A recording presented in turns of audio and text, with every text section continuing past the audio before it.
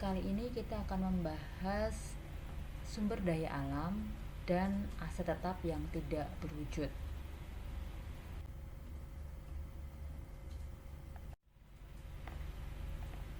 Untuk sumber daya alam yang akan kita bahas di sesi aset tetap ini adalah sumber daya alam yang berupa barang tambang.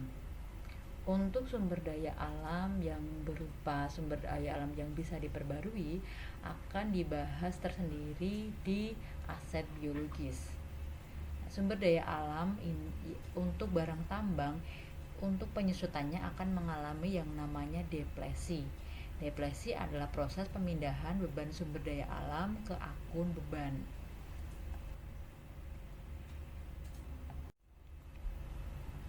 Contoh untuk transaksi depresi, misalkan di sini suatu perusahaan membayar 400.000 atas hak untuk menambang deposit mineral yang diestimasikan akan menghasilkan sebanyak 1 juta ton barang tambang.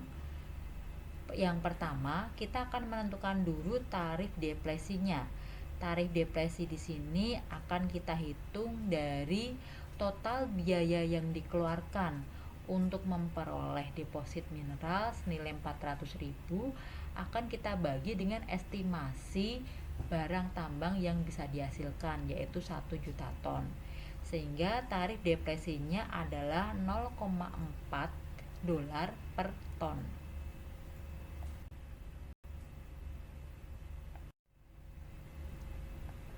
Setelah menentukan tarif depresi, kita akan menghitung penyusutan atau depresi selama tahun berjalan. Misalkan dalam tahun berjalan telah ditambang sebanyak 90.000 ton. Maka depresi untuk tahun berjalan senilai 36.000. Ini diperoleh dari 90.000 ton hasil tambangnya dikalikan dengan tarif depresinya 0,4 dolar. Ayat jurnal penyesuaian yang kita buat di tanggal 31 Desember atau akhir periode, di sisi debit kita akan mencatat depletion expense ya. Kemudian di sisi kredit kita akan mencatat accumulated depletion senilai 36.000.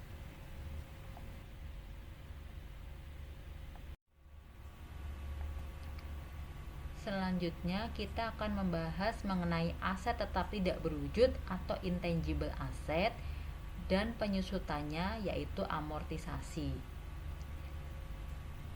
Contoh pertama untuk perolehan intangible asetnya terlebih dahulu. Misalkan PT ABC memperoleh paten senilai 100.000 dicatat pada 2 Januari 2020.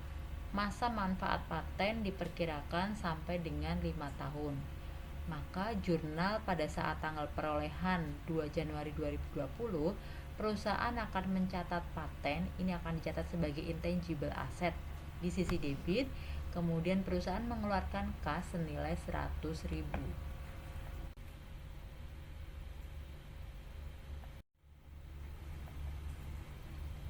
Amortisasi adalah jumlah biaya aset tidak berwujud yang ditransfer ke beban, atau dalam arti sederhananya penyusutan untuk intangible asset. Aset tidak berwujud tidak memiliki atribut fisik dan tidak untuk dijual. Contoh dari intangible asset ini antara lain paten, hak cipta, dan goodwill. Aset tetap tidak berwujud diamortisasi selama periode masa manfaat kecuali untuk goodwill.